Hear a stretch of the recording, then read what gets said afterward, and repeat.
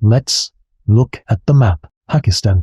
To the casual observer, it doesn't evoke much. It's just the country next to India, a Muslim nation. That's about it. But geopoliticians see something entirely different. When they look at the map of Pakistan, they ask, is there any other nation on Earth built on such a brutally complex geographic foundation? Let's break it down. To the east is India, a nuclear-armed rival. They've fought 3 wars, and the standoff over Kashmir remains a flashpoint today. To the west is Afghanistan, a country ravaged by over 40 years of civil war, currently ruled by the Taliban. Pakistan's tribal borderlands are hopelessly entangled with them. To the north is China, Pakistan's most vital partner, but simultaneously a superpower that moves strictly according to its own interests. To the northwest is Iran, a Shia powerhouse bordering a Sunni-majority Pakistan, a potential epicenter for sectarian conflict.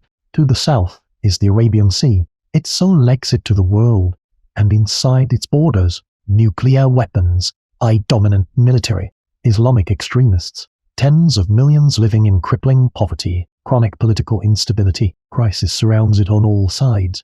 Is this a failure of national design? No, it's a destiny dictated by geography. To understand Pakistan, you have to look at how it was born. The year was 1947. The British were withdrawing from the subcontinent. It was independence, but not as a single, unified nation. India was cleaved into a Hindu-majority India and a Muslim-majority Pakistan. This is known as the Partition. Do you know how horrific that process was? In just a few months, 15 million people were uprooted. Hindus fled Pakistan for India. Muslims fled India for Pakistan. Along those chaotic migration routes, unprecedented religious massacres erupted. Hindus slaughtered Muslims, and Muslims slaughtered Hindus. Estimates vary, but anywhere from several 100,000 to 2 million people were killed. Trains literally crossed the borders packed with corpses. In part 3, we talked about Africa's strait borders, how lines drawn by Europeans guaranteed a century of conflict. The India-Pakistan partition is the exact same story. A British official drew the border in a matter of weeks. The Radcliffe line, a line that tore apart people who had lived side by side for millennia. And that line continues to divide India and Pakistan today. We have to talk about Kashmir. It's a breathtakingly beautiful mountainous region nestled west of the Himalayas. During the 1947 partition, Kashmir was a princely state ruled by a Hindu Maharaja, but over 70% of its population was Muslim. Pakistan claimed it because of the Muslim majority. India claimed it because the Hindu ruler acceded to India. In a way, neither is wrong. Both are right, but there is only one piece of land. The first Kashmir War erupted in 1947. Another followed in 1965. And then the Kargil War in 1999. Today, Kashmir is violently fractured by the line of control. India administers the southeast. Pakistan holds the northwest. China controls a chunk called Aksa-i-Chin. 3 nations carving up a single region. And all 3 possess nuclear weapons. It is genuinely one of the most dangerous regions on the planet. A conflict in Kashmir could easily spiral into a nuclear exchange. An India-Pakistan war over Kashmir is consistently ranked by US experts as one of the most terrifying nuclear scenarios on Earth. In part 12, we discussed water. Kashmir is fundamentally connected to water security. 2. The Indus River, the absolute lifeline of Pakistani agriculture, originates in Kashmir. If India takes full control of Kashmir, they have the power to throttle Pakistan's water supply. Land is water, and water is survival. That is why neither side can ever surrender Kashmir. Now look at Afghanistan, Pakistan's western border. This border is called the Durand line, drawn by the British in 1893. The curse of the straight line strikes again. Do you know what this line cuts right through? The Pashtun people. The Pashtuns are an ethnic group numbering around 50 million, straddling the Afghan-Pakistani border. More than half of them live in Pakistan. But the Durand line sliced their homeland in half. Afghanistan has never officially recognized this border, not even today. So Pakistan and Afghanistan are nations that fundamentally disagree on where one country ends and the other begins. In this ambiguous, largely ungoverned frontier, the Pashtun tribes reside. This is the birthplace of the Taliban. The Taliban is an Islamic movement rooted in Pashtun nationalism. They exist in Afghanistan, and they exist in Pakistan. They cross the border as if it doesn't exist. There is the Pakistani Taliban. Known as the TTP, they wage a relentless terror campaign inside Pakistan. They attack the Pakistani military. They attack schools. In 2014, the Peshawar school massacre shocked the world. Taliban gunmen stormed a school and slaughtered over 150 people, including 132 children. Where did those terrorists come from? Across the border, from Afghanistan. No matter how many military operations Pakistan launches, the militants simply retreat into Afghanistan, and the Afghan Taliban regime does not fully control the TTP. The problem is the border. A porous border. A region where ethnic ties run deeper than state lines. It is a geopolitical security nightmare. This brings us to Pakistan's most bizarre dilemma. Pakistan is the country that created the Taliban. In the 1992, Pakistan's intelligence agency, the ISI, heavily backed the Taliban. Why? To install a friendly regime in Kabul. They needed strategic depth in their standoff against India. But after 9/11, that same Taliban became the enemy of the United States. Pakistan nominally sided with the US. They pretended to hunt the Taliban. But behind the scenes, they never truly eradicated them. Because Pakistan knew that once the Americans eventually left, a Taliban-controlled Afghanistan was still their best bet for a favorable regime. It was a staggering double game pretending to catch the Taliban for the US, while secretly protecting them. The US knew this, yet they still funneled billions of dollars to Pakistan. Why? Because the supply routes to Afghanistan ran directly through Pakistan. If Pakistan closed the roads, the US military couldn't operate. Pakistan was indispensable. This double game lasted for 20 years. And do you know the result? In 2021, the US pulled out of Afghanistan entirely. The Taliban swept back into Kabul. Pakistan got exactly what it wanted.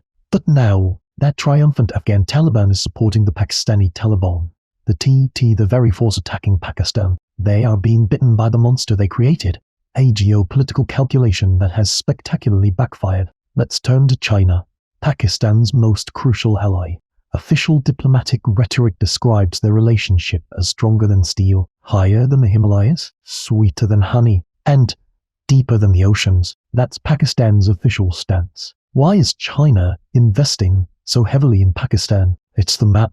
The China, a Pakistan Economic Corridor, or CPEC, a sprawling network of highways, railways, and pipelines stretching 3,000 kilometers from China's Xinjiang region to Pakistan's Gwadar port. China has poured over $60 billion into it. Why is this so important to China? Remember the Malacca dilemma we talked about in part 16?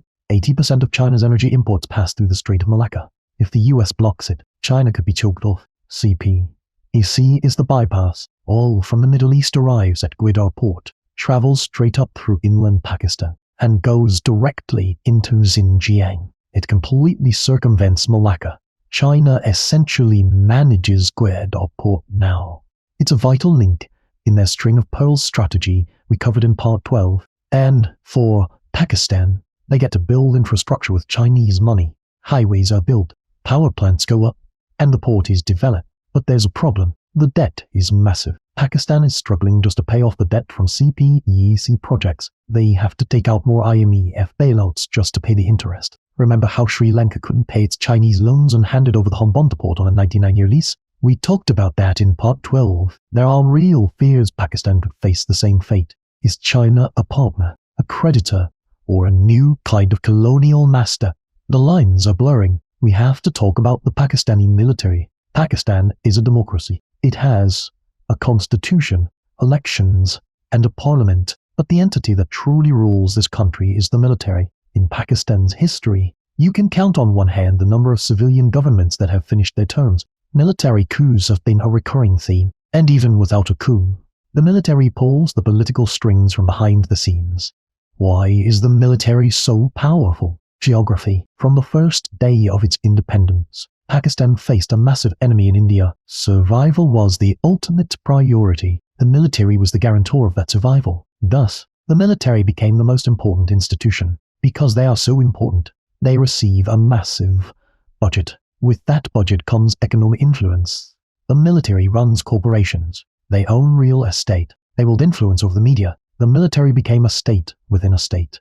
And if a civilian politician doesn't suit the military's tastes, a coup happens, or they are arrested on corruption charges, or they suffer a mysterious accident. Former Prime Minister Imran Khan was ousted by a no-confidence vote in 2022. It's an open secret that the military was behind it.